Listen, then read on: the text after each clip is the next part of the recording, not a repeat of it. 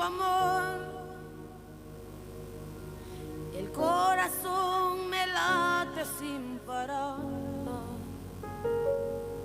porque hay uno que me ha dicho: te amo de verdad, Jesús mi amor, y más que amor, mi dulce paz. Ahora yo tengo un nuevo amor, jamás imaginé poder hallar aquel que le dio a mi vida una razón para amar. Jesús mi amor, y más que amor, mi dulce paz. Siento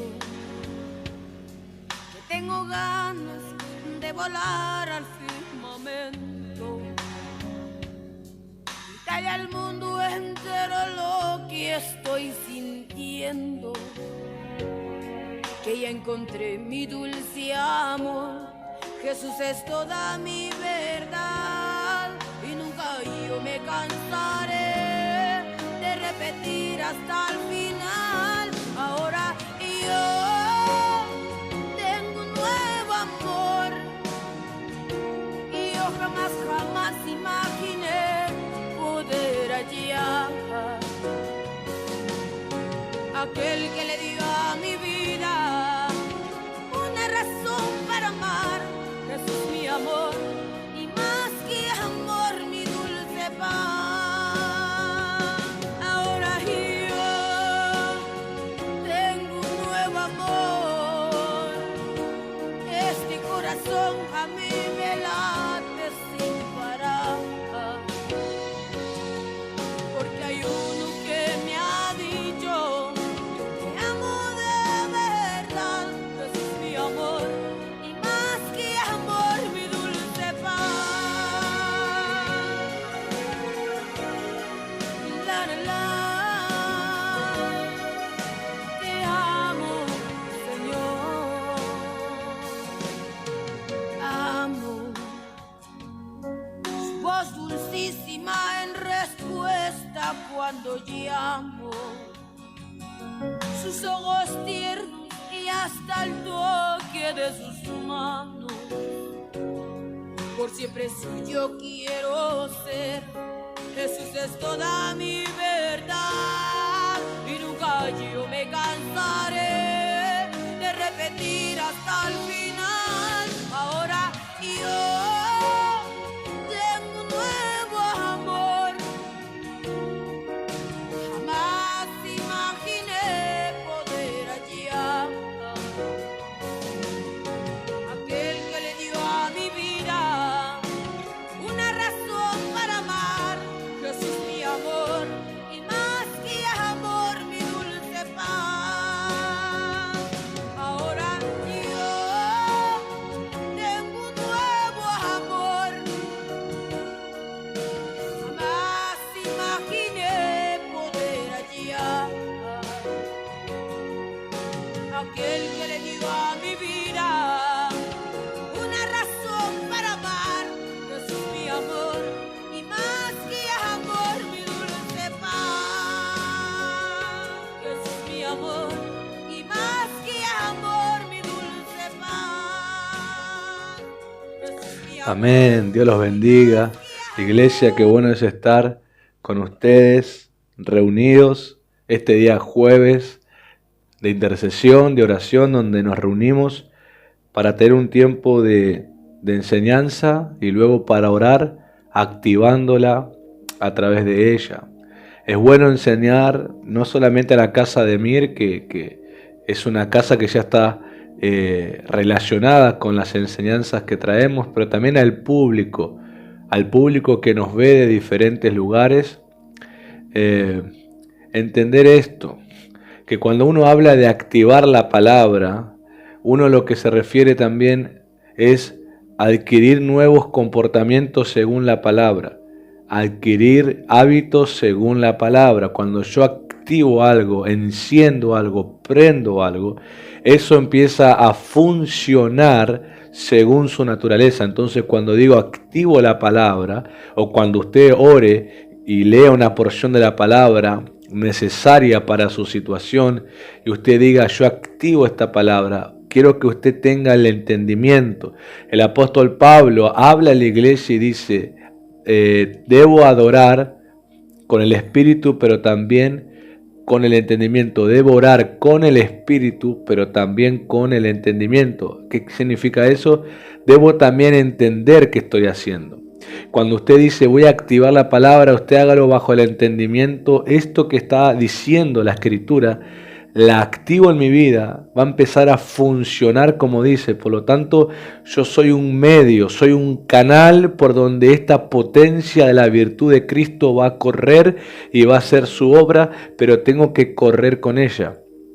Si usted trae a una situación de enfermedad, la verdad de la palabra, de la sanidad, la verdad de las llagas de Cristo, usted no solamente tiene que decir activo la palabra de sanidad, sino también comprometerse a cambiar hábitos en su conducta en que también han permitido que la enfermedad toque su cuerpo, llámese carácter, llámese alimentación, llámese las horas de dormir, llámese consumo de diferentes cosas. Usted activa la palabra, pero va con ella.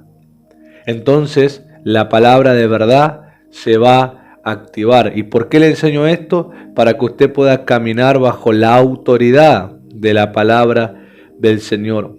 Por eso hoy, en el orden, que en el mes de julio estamos ministrando la palabra orden en diferentes áreas de la vida, vamos a continuar por lo menos este jueves hablando del orden en la autoridad.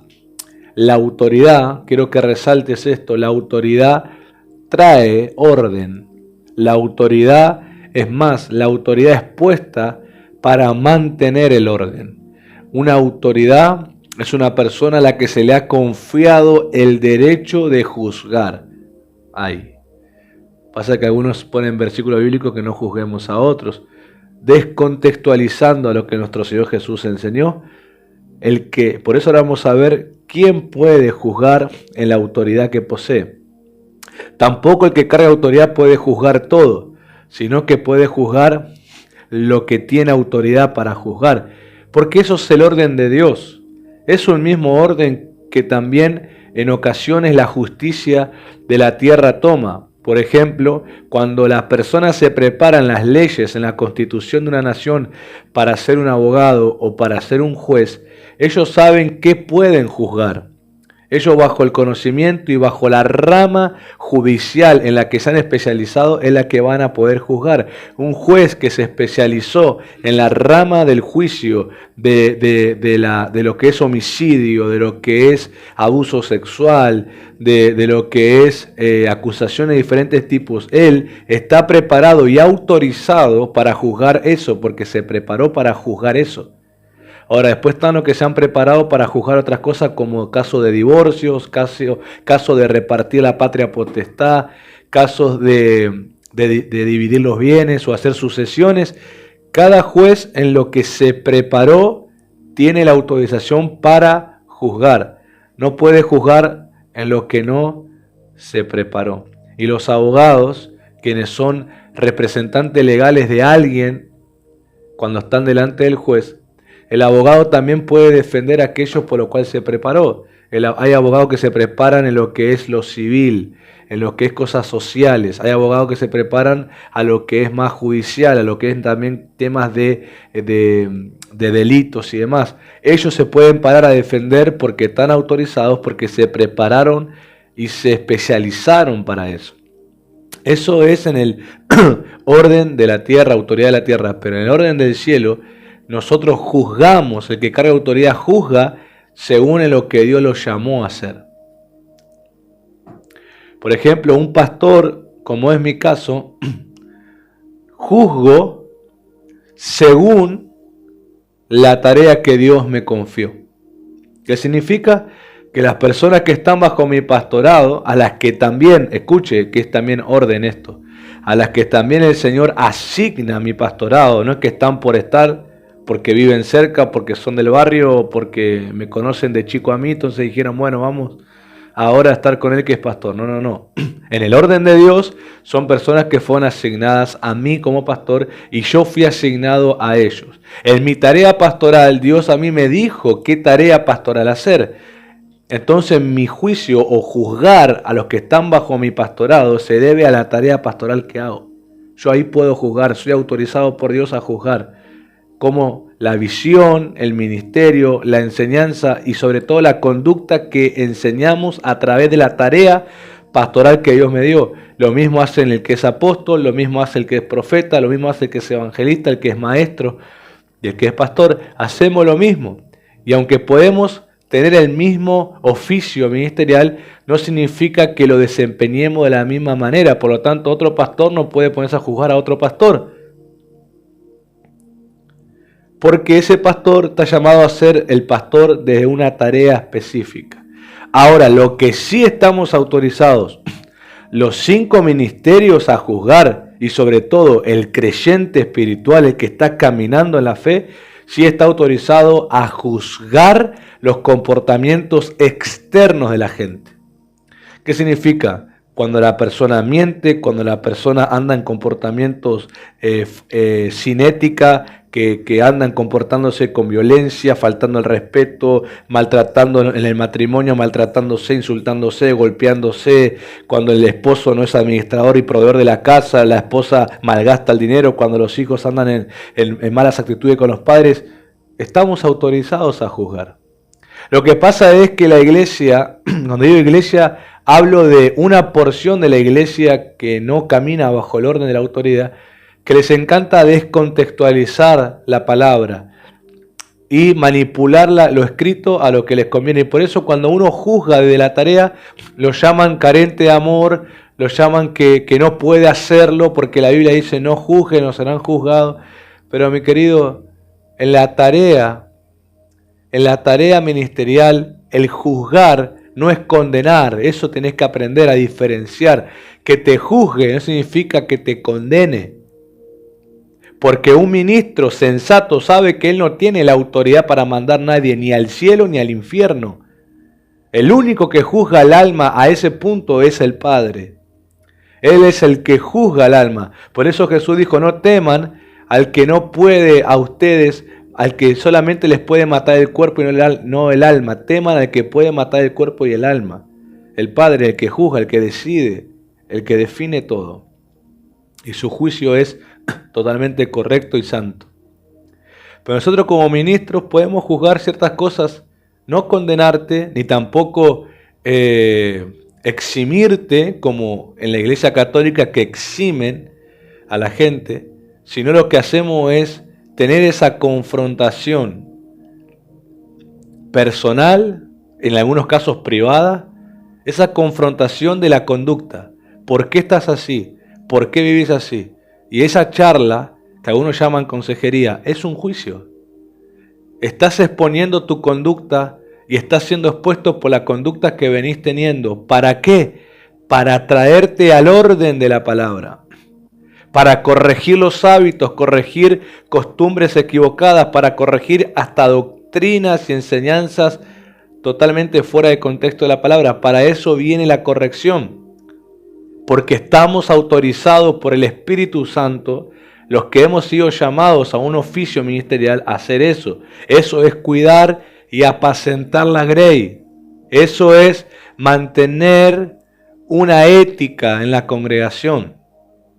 Pablo ha juzgado congregaciones, él juzgó a los corintios. Él dijo, yo ya juzgué, yo ya tomé una decisión cuando había un caso de inmoralidad sexual en la iglesia de Corintios. Él dijo que él tomó la decisión, él hizo algo en el Espíritu y le dijo a la iglesia que a ese muchacho lo aparten por un tiempo de la comunidad. Luego, en la segunda carta, Pablo reconoce la obra de la iglesia, porque la congregación debe mantener una ética. Y cuando dentro de la congregación hay gente que no, escúcheme bien, no quiere cambiar, no quieren cambiar, quieren vivir ellos a sus formas y a sus maneras y están provocando problemas dentro de la congregación, el ministro o el equipo ministerial tienen la autoridad para apartar a ese de la congregación, a ese o a los que sean. esa autoridad ha sido tan poca ejercida en la iglesia por una manipulación del mensaje, donde han vuelto la gracia en una hipergracia, han exagerado la gracia más allá de lo que es la gracia de Cristo, que es poderosa, que no necesita que nadie la infle, porque en su originalidad es poderosa.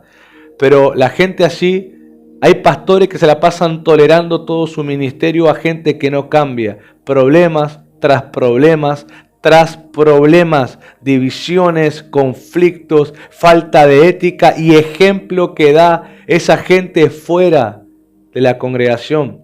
Y pastores que no quieren, cuando digo pastor digo cualquier autoridad, le digo pastor porque yo estoy más familiarizado con mi ministerio pastoral, pero apóstol, profeta, el que esté al frente de una congregación o un grupo de personas, debe mantener la ética. Yo te pregunto, vos como papá y como mamá, una autoridad natural de la casa, de la familia, vos tenés una ética en tu casa. ¿La ética qué significa? Lo que vos permitís y lo que vos prohibís en las conductas. Cada casa sí es un mundo. Cada padre elige qué sí y qué no en su casa. Y guarda eso. Eso es autoridad. Y cuando vos retás a tu hijo, es porque está tu hijo comportándose fuera de la ética que vos le enseñás en tu casa. Y a veces tiene que ver porque obviamente lo aprenden en otros lugares y lo quieren traer a la casa. Y ahí pasa la corrección. Y yo no creo que cuando vos corrijas a tus hijos o les llame la atención por vivir una ética contraria a la que le enseñás, yo no creo que a vos te falte amor en eso. Yo creo que tenés amor y lo estás haciendo. Entonces, ¿por qué tomar que cuando la autoridad espiritual y una casa toma decisión, se los considera falta de amor y genera chisme y murmuración en la gente? Los apóstoles tomaban esas decisiones. Porque cuando uno está en Cristo, es una nueva criatura, de verdad cambia muchas cosas en su vida. Y si comete un error, porque tenemos nuestro lado humano, ni siquiera yo estoy excepto de cometer un error, el corazón que está en Cristo pide perdón, se arrepiente, pide perdón a la parte que ofendió, perdona al que a él ofendió, siempre intenta aclarar, intenta conciliar, intenta quitarse cualquier duda, cualquier mala interpretación. No andan comportándose con chisme, dividiendo la iglesia, criticando y nunca teniendo justamente un juicio. ¿Cuál es ese juicio, pastor? Ese cara a cara, ese hablar a solas con la autoridad. Eso es un juicio. Obviamente no es tan traumático o tan estresante como es un juicio judicial de una nación, donde obviamente si estás en ese nivel puede ser que metiste la pata feamente. Pero igual es un juicio que debe tomarse en serio. Hablamos, estamos exponiendo diferentes conductas, pero el que está en Cristo va a conciliar. Hola, el que está en Cristo va a traer no su voluntad ni lo que le parece, va a traer la palabra. Pero quiero que entiendas esto. Cada casa ministerial tiene una tarea y es muy seguro que cuando hables con el pastor o el líder con el que se te encargue y una autoridad espiritual hablen, es muy seguro que intenten llevar tu conducta o tu vida, la que estás viviendo, a la enseñanza de la casa, a la ética de la casa, a la tarea ministerial de la casa, porque la tarea ministerial es formar personas para hacer algo específico. Y si vos no estás de acuerdo, lo más ético que tenés que hacer es decirle, mire, gracias pastor por el tiempo, pero descubro que no me siento parte de esto. Y es ético eso. Con eso rompes muchas cosas de no quedarte en un lugar reprimiendo y alimentando un sentimiento de enojo, de desacuerdo, que te puede llevar a tener un espíritu para dividir la iglesia o armar problemas. Te retirás y vas a un lugar orando a Dios, a un lugar donde vas a ser ensamblado y vas a ser educado para una tarea. Por eso yo quiero que lo de Demir y los que oigan de otros lugares, quiero que entiendan que cuando Dios te asigna un lugar, no tenés que fijarte por la comodidad, porque si te quedas cerca de tu casa, porque si la iglesia es linda, cantan lindo o hasta enseñan lindo. Lo que tenés que fijarte es que estás siendo tratado y preparado para una tarea específica. O sea que lo que se enseña en la casa te está adiestrando para que vos hagas lo mismo. Eso se trata de la comunidad de fe, no se trata de otra cosa. Se trata de formar discípulos. Y los discípulos de Pablo no eran igual a los de Pedro, y los de Pedro no eran igual a los del apóstol Juan, y los del apóstol Juan no eran igual a los de los otros discípulos. ¿Por qué? porque aunque todos amaban a Cristo y tenían el Espíritu Santo, tenían tareas específicas y los formaban para eso. Los formaban para que continúen eso. Eso se llama asignación. Decir conmigo, asignación. ¿Qué es ser asignado? ¿Qué es una asignación? Es una tarea específica a realizar. No hay titubeo, no es un ¿qué voy a hacer? No sé, ¿qué hacemos hoy? ¿Qué predicamos? ¿De qué enseñamos? No. Se trata de sé para qué Dios me colocó como autoridad y sé cuál es el trato que tengo que tener con los que Dios me asigna. Porque mi tarea asignada es hacer algo y los que me son asignados son ser preparados para hacer lo mismo. Yo te pregunto, ministerio de Mir, ¿acaso estás haciendo lo mismo que la casa? ¿Acaso estás viviendo bajo la ética que la casa te enseña? ¿Acaso estás viviendo bajo la conducta de vida que la casa te transmite? Eso define mucho la identidad de hijo. La palabra autoridad siempre, o el ejercer la autoridad siempre hará que nos ganemos amigos y enemigos, agradecidos y mal agradecidos, gente que nos apruebe y los que nos desaprueben, los que nos acepten y los que nos rechacen. Pero también va a formar algo. ¿Va a formar ovejas o va a revelar a los burros? Y lo digo con todo respeto, no es que me lo ponga de una forma despectiva. La autoridad es el ejercicio de la palabra de Dios. Esa es la autoridad de alguien. Así te lo enseñé. La autoridad de alguien es que entre lo que dice y lo hace hay ética, hay armonía. Vive lo que dice, vive lo que enseña, practica, porque un asignado, mi querida iglesia, un asignado de verdad, alguien que fue asignado por Dios, que no se puso solo, que fue asignado por Dios, es ético porque vive en lo que fue llamado, porque le es revelación, vive eso. Y las enseñanzas que trae vienen de la intimidad con el Espíritu Santo, pero también de la vida que vive el Evangelio, de la tal manera, de la forma en que Dios lo llamó a hacer algo. Entonces, ese es el ejercicio de autoridad. Por ejemplo, mi autoridad es el ministerio de la libertad.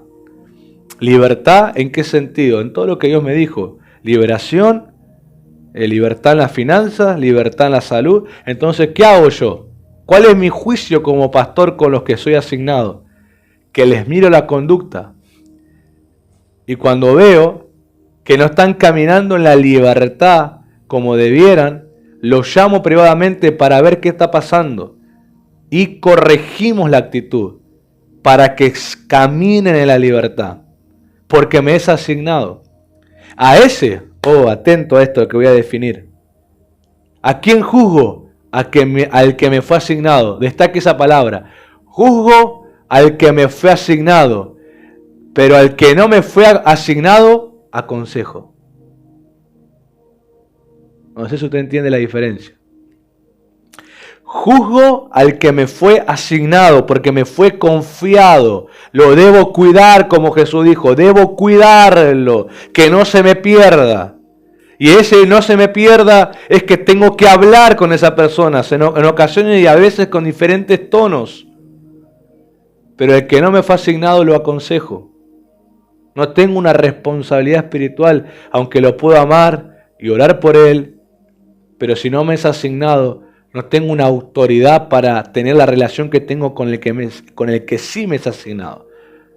Por eso a usted también le digo, cuando usted es asignado a un ministro y la agarra la chiripiorca que quiere mejor escuchar, como andar al médico, una segunda o tercera opinión de otro lado, aunque el otro ministro te diga lo que te gusta, espiritualmente no hay legalidad para que lo vivas. Aleluya. No sé si me entendieron. Por ahí te buscas al ministro que te gusta cómo él lleva el evangelio y dices, que él me va a decir seguramente lo que quiero. Y te lo va a decir, pero sabes que en el espíritu no hay legalidad para que lo vivas porque no fuiste asignado a él. No hay legalidad para que lo vivas. Porque si esto fuera así, Dios hubiera asignado solamente una iglesia en Jerusalén y nos hubiera mandado a todos a ir a Jerusalén. O a visitar a Jerusalén una vez al año y ser corregidos allá. Pero no lo ha hecho Dios así. en su diversidad de gracia, Dios ha creado la comunidad de fe, donde todos tenemos la armonía y la unidad en Cristo y en la salvación en Cristo, en el Espíritu Santo y en el Padre.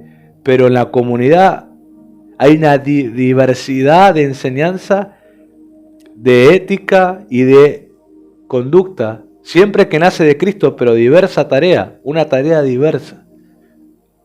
Quiero que, entonces cuando empezamos a ministrar esto, la autoridad y la reacción a ella, rápidamente el ministro descubre quién es oveja. Y el término oveja Jesús mismo definió: alguien que sigue la voz de su pastor, alguien que ha elegido seguir a esa persona. No es alguien que lo sigue por obligación, por miedo, por costumbre o por rutina. Lo sigue porque confía en su guianza. Eso ya lo enseñamos una vez con nuestro apóstol en los clamores que hicimos los meses pasados, cuando hablamos del pastor. La oveja sigue al pastor no por obligación, lo sigue porque lo eligió. Lo sigue porque está de acuerdo, y porque lo ama, y porque confía en su guianza, y porque no le tiene miedo. Por eso te enseñé aquella vez, pero lo vuelvo a repetir, que cuando la oveja asignada a ese pastor, que ama a ese pastor y lo sigue al pastor, cuando ve que el pastor toma la vara y la levanta como un arma, la oveja no tiene miedo porque sabe que la vara no es para pegarle a ella, sino para defenderla de un depredador que viene. La oveja jamás se asusta cuando el pastor levanta la vara porque lo conoce. Y sabe que cuando el pastor la corrige es otro trato, pero cuando lo ve al pastor en violencia, sabe que no es para ella, sabe que es para un depredador que intenta atacarla. Quiero que resaltes esto: la vara para quien se dispone y el aguijón para quien se opone. Lo repito, la vara para quien se dispone, la oveja; el aguijón para quien se opone, el burro. Quiero que entiendas esto: la autoridad, el ejercicio de la autoridad, viene con la intención de hacerme bien. No viene con mala intención, viene con la intención de hacerme bien. Pero como reaccione a ella, será como me trate: vara o aguijón. Y en su trato no va a cambiar su buena intención de cuidarme, solamente que va a ejercer la acción necesaria para que yo pueda entender lo que me quiere decir. Y rápidamente, no sé cuántos minutos han pasado, rápidamente vamos a ver dos ejemplos en la Biblia de personas a las que vino la corrección. Una respondió y la otra no respondió. Uno pudo ser transformado y otro murió en su terquedad, no intentando. Pero primeramente te voy a aclarar qué es el aguijón y qué es la vara. La vara es el elemento que utiliza el pastor con la oveja. La vara protege, cuida, provee y corrige a la oveja en su caminar para que no se aparte del sendero. Pero el aguijón se le llamaba, era usado para diferentes animales de carga.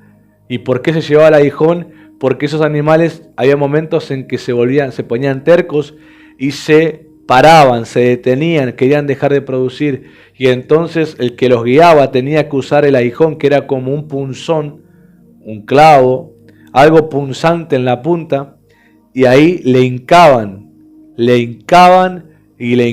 para que reaccione y vuelva. Ese fue un trato, era el trato que tenían con los animales de carga. El animal de carga no entendía ni con la voz ni con la vara, entendía solamente con el aguijón, entendía solamente con el punzón, ser punzados, ser incomodados para poder seguir adelante. Y al burro le hacían eso.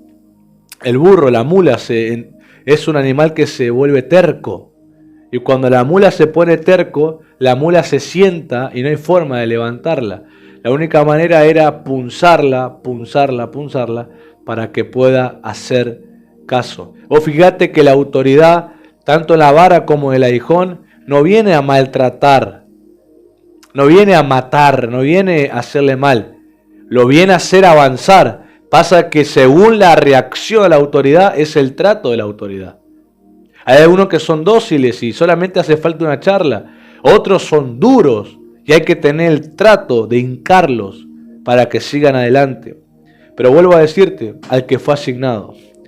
Primer ejemplo, el rey Acab. Acab fue un rey en Israel que tuvo a la famosa esposa Jezabel. Muchos dicen, se dice en el canal de Chimento de Israel de esa época, que Jezabel era la que en realidad mandaba. Que Acab era como la cara, pero Jezabel mandaba. Algo muy parecido a otros gobiernos argentinos que no quiero decir.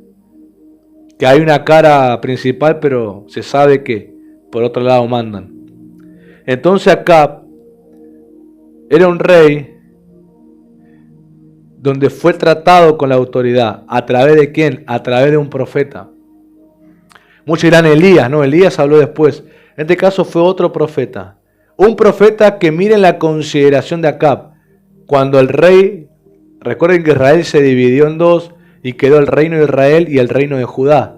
En este caso, Acab, rey de Israel, quería hacer alianza con el rey de Judá. Entonces el rey de Judá, sabiendo muy bien cómo se hacen las guerras, le dijo al rey si no había un profeta para consultar antes de ir a pelear. Y el rey dijo, sí, pero ese siempre me dice, me da profecías malas. Ese siempre me dice, en otras palabras, lo que no me gusta, lo que no quiero escuchar. Pero bueno, vas a ver que cuando lo llamemos nos va a decir cosas que no nos gustan. Y miren, el rey le dijo, ¿hasta cuántas veces he de exigirte que no me digas sino la verdad en el nombre del Señor? Perdón, no te dije el pasaje. Primera de Reyes 22, 16 al 18. Y luego en el mismo capítulo, verso 34 al 38. Dice así. Y el rey le dijo, ¿hasta cuántas veces he de exigirte que no me digas sino la verdad en el nombre del Señor? Entonces él dijo, ¿quién? El profeta. Yo vi a todo Israel esparcido por los montes como ovejas que no tienen pastor. Y el Señor dijo, estos no tienen Señor. Vuélvase cada uno a su casa en paz. Y el rey de Israel dijo a Josafat, Josafat era el rey de Judá, ¿no te lo había dicho yo? Como diciendo, ¿no te dije que si lo llamamos nos va a decir lo que no queremos escuchar? Ninguna cosa buena profetiza acerca de mí, sino solamente el mal. Y un hombre disparó su arco a la aventura e hirió, eso ya estamos en el verso 34 y 38. Te explico, el profeta le dice, si ustedes suben, se mueren todos. El rey quería subir, estaba terco, quería subir. El profeta le dijo la verdad. Los otros falsos profetas estaban ahí alardeando, ve rey, porque Dios te hará la batalla y serás un hombre victorioso. Este vino y dijo la verdad.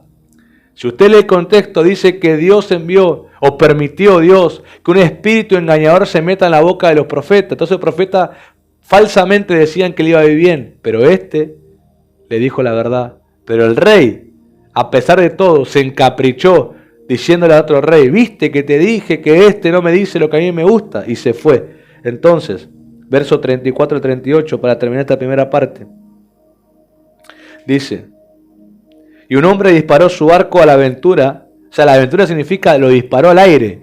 Ni siquiera, escuche, ni siquiera le apuntó al rey. A la aventura significa lo tiró al aire, lo tiró a cualquier lado. E hirió al rey. Tuvo la casualidad que justo le da al rey, a Acab, por entre las junturas de la armadura. O sea, se metió. Cuando Dios profetiza, no hay forma que nada intente detenerlo. Por lo que dijo él a su cochero, da la vuelta y sácame el campo, pues estoy herido. Pero la batalla había arreciado aquel día. Y el rey estuvo en su carro delante de los sirios y a la tarde murió. Y la sangre de la herida corría por el fondo del carro.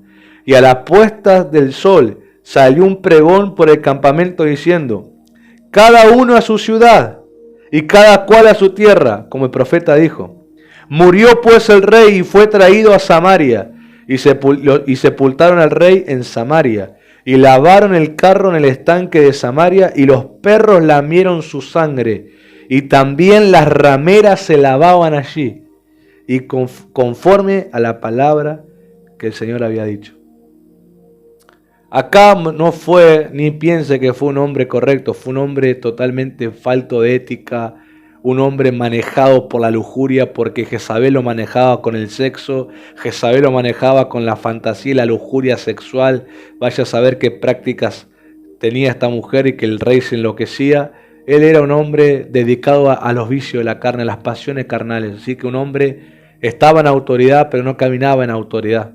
Eso es feo cuando estás en una autoridad, pero no caminas en autoridad. Jezabel mandaba, él fue terco. Nunca estando dos juntos, nunca van a ser diferentes, siempre están juntos porque están de acuerdo. Siempre uno puede parecer, como decimos en Argentina, el mabucón, como el que dice las cosas, y el otro como el calladito, como el que está ahí como diciendo no sé qué pasa, no sé qué pasa. Pero no te confundas con la cara de su cara de inocencia, cara de que no sabe qué pasa. Si está con la persona es porque está de acuerdo en lo que dice.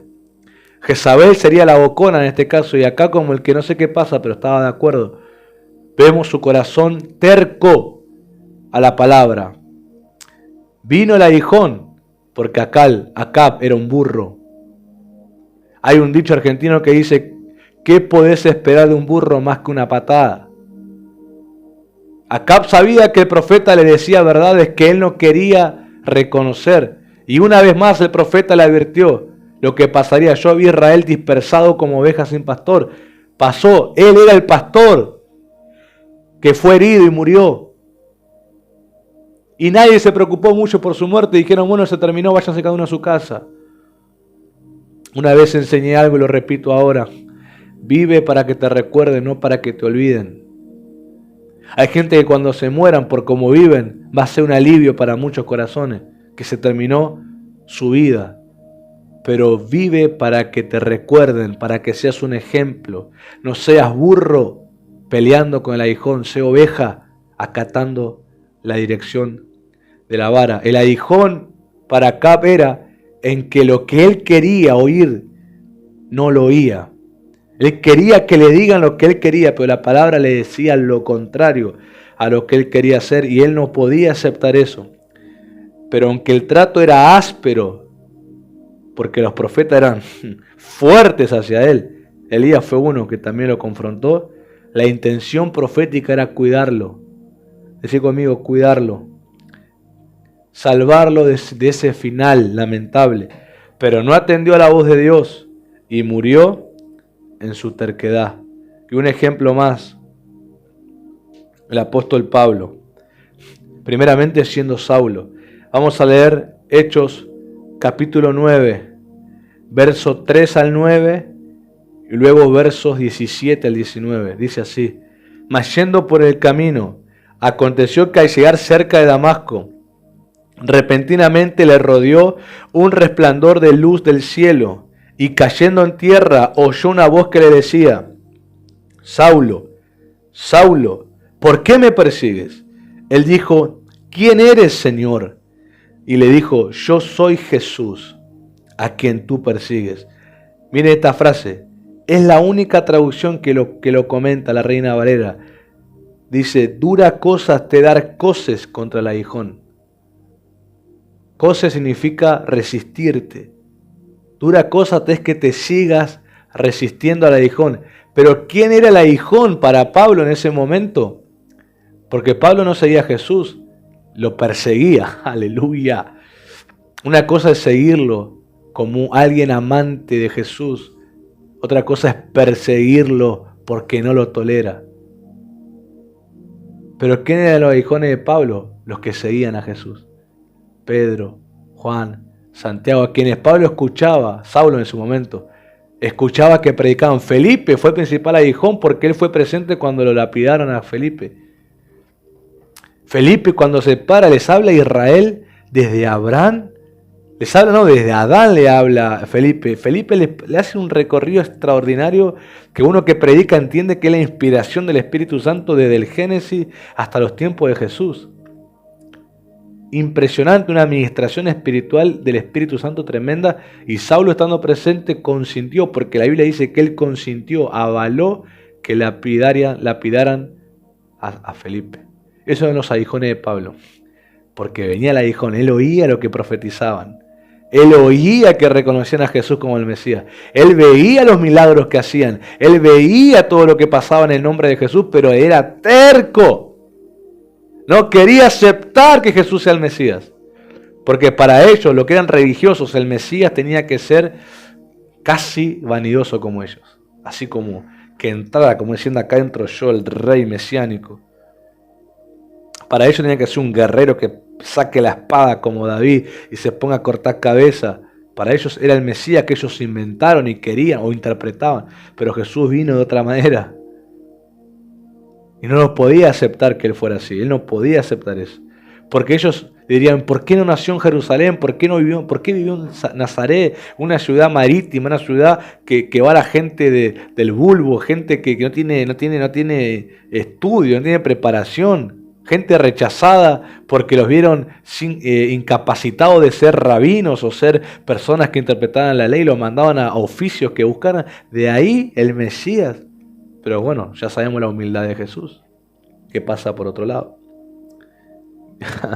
Eso es la terquedad de Pablo, el aguijón, Pablo contra el aguijón. Pero miren Pablo.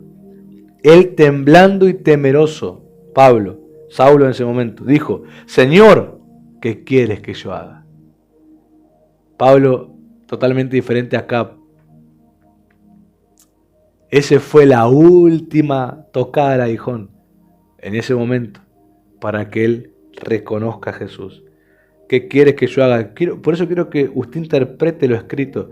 Que Saulo diga al Jesús que perseguía, ¿qué quieres que haga? Poniéndose ahora como el siervo de Jesús, es un cambio sobrenatural.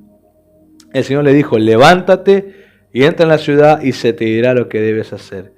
Y los hombres que iban con Saulo se pararon atónitos, oyendo la verdad la voz, mas sin ver a nadie. Entonces Saulo se levantó de tierra y abriendo los ojos no veía a nadie, así que llevándole por la mano le metió a Damasco, donde estuvo 3 días sin ver y no comió ni bebió. Fue entonces Ananías, verso 17 al 19, fue entonces Ananías y entró a la casa y poniendo sobre él las manos dijo, hermano Saulo, el Señor Jesús, que se te apareció en el camino por donde venías, me ha enviado para que recibas la vista y seas lleno del Espíritu Santo. Y al momento cayeron de los ojos como escamas y recibió al instante la vista y levantándose fue bautizado y habiendo tomado alimento recobró fuerzas y estuvo Saulo por algunos días con los discípulos que estaban en Damasco. La respuesta a la autoridad define tu propósito, define tu futuro, define lo que vas a vivir. Saulo, quien sería Pablo el apóstol, fue tratado por el aguijón, pero luego conoció la vara, porque cambió su reacción a la autoridad de Dios, que aún su nombre lo demostró.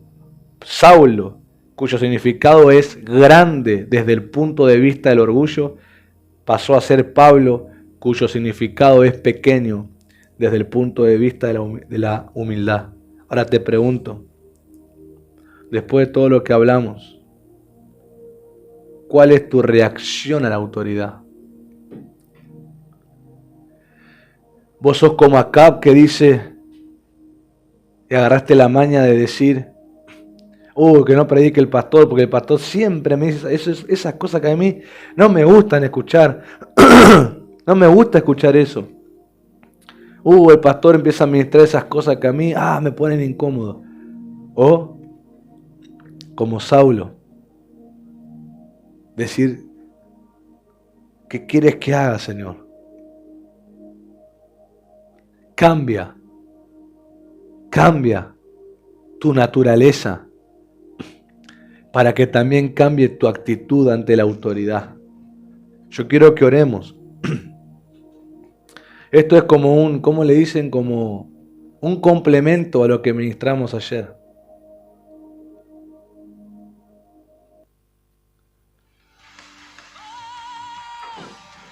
Deseamos caminar en la victoria de Cristo. Y para eso necesitamos estar bajo su autoridad. Debemos aprender lo que es ser juzgado bíblicamente, mi querido hermano. No andar escapándonos al ser juzgados como algunos lo hacen. Cuando sos asignado a un ministerio, el ministerio cuando te vea en conductas que deben ser corregidas te va a juzgar.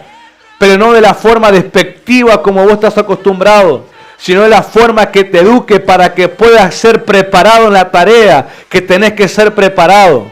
Tenés que amar esos momentos. Tenés que aprender a amar esos momentos de corrección, amar esos momentos donde sos juzgado, en donde tenés la oportunidad de arrepentirte y cambiar muchas cosas para no desenfocarte del propósito. Cuando sos asignado a alguien, cuando sos corregido en esa asignación, se te da derecho de herencia, se te da derecho para que se active la palabra sobre tu vida. Podemos hablar de activación, podemos hablar de impartición, podemos hablar de muchas cosas, pero la realidad es que se cumple a los asignados que responden a la autoridad, a los asignados que no se oponen a la autoridad, a los asignados que se dejan corregir por la autoridad. Yo soy fruto de corrección.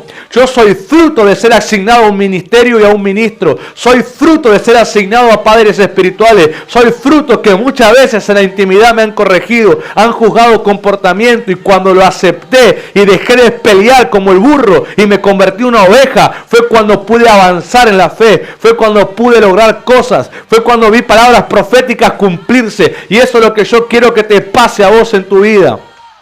Porque Dios cambia las temporadas, pero aunque Dios cambie temporadas y habilite tiempos nuevos, los que los podemos vivir somos aquellos que somos asignados y caminamos bajo autoridad. Somos aquellos que no nos oponemos a los cambios y a las correcciones. Somos aquellos que cambiamos hábitos, comportamientos que sean necesarios para poder caminar esa nueva temporada. Yo quiero que vos seas una iglesia y seas parte de la iglesia que no se emociona con las palabras, sino que se compromete a ella, sino que cambia comportamiento, cambia hábitos, cambia su naturaleza para caminar legalmente en esos tiempos nuevos, en esas profecías, en esas temporadas que se dan acceso. Dios no le abre la puerta a nadie, Dios no le abre la puerta a cualquiera, la puerta se abre, como Dios le dijo a la iglesia de Filadelfia: yo he visto tu trabajo, yo he visto tu conducta, que no has negado mi nombre, por lo tanto te abro una puerta delante de ti que nadie le va a poder cerrar.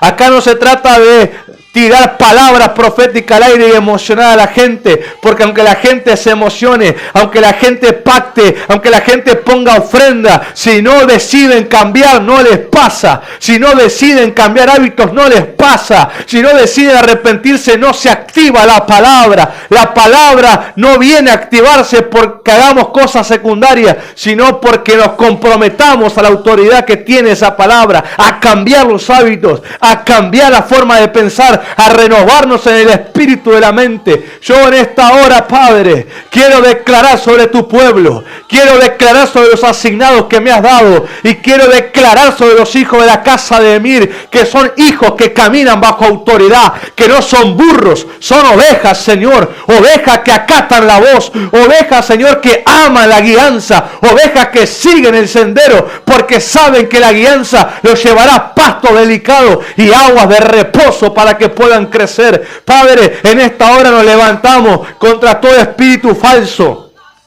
en boca de profetas falsos que se han querido meter en los oídos de tu pueblo, a engañarlos, a seducirlos, a tentarlos, a quitarlos de su verdadero propósito. Yo me levanto en esta hora en el nombre de Cristo y profetizo la verdadera palabra, que a quien fuiste asignado es el que Dios le provee todo para que vos cumplas tu asignación. Y profetizo en el nombre de Jesucristo que sos libre, decreto libertad sobre tu alma, decreto libertad sobre tu espíritu, decreto libertad sobre tu forma de pensar, decreto libertad con tu forma de caminar. Todo espíritu mentiroso que te ha seducido y te ha paralizado, sé libre de eso, sé libre de esas palabras mentirosas y empieza a oír la verdad.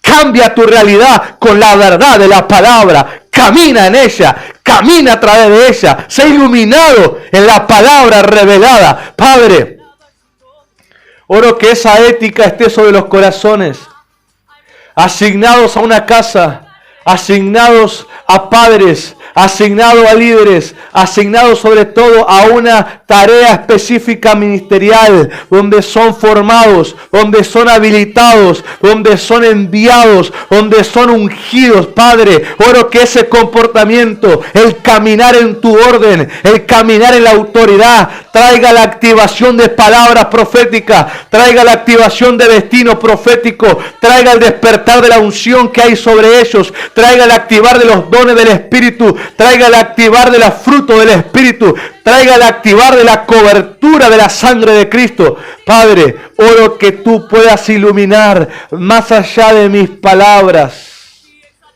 esta verdad al alma y a la mente de tus hijos. Padre, en el nombre poderoso de Jesús, oro una iglesia que se levante, una iglesia que se levante guerrera, pero no porque anda haciendo locura, sino porque camina en autoridad, sino que camina bajo la autoridad, sino que levanta la espada del Espíritu. Personas éticas entre lo que dicen y entre lo que viven, personas educadas en la fe, personas capacitadas y preparadas, personas que representan el Evangelio, personas que caminan con honestidad, con integridad, con lealtad, personas preparadas para hacer una tarea ministerial específica. Espíritu Santo, en este mes que el orden es ministrado, trae el orden al corazón de caminar en tu diseño de la autoridad ejercitada sobre nosotros y ejercida a través de nosotros. Padre, yo te pido en el nombre de Jesús que haya una habilitación de esta palabra, que se active esta palabra sobre sus corazones, sobre sus almas, sobre sus vidas, en el nombre de Jesús.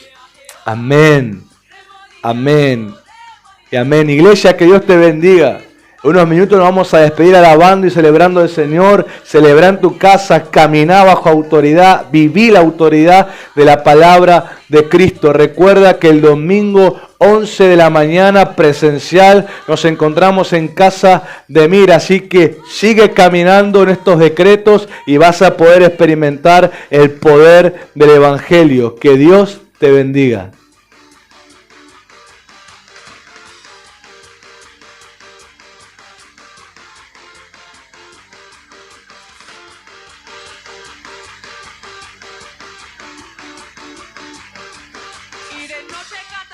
Celebrando su poder con alegría del corazón.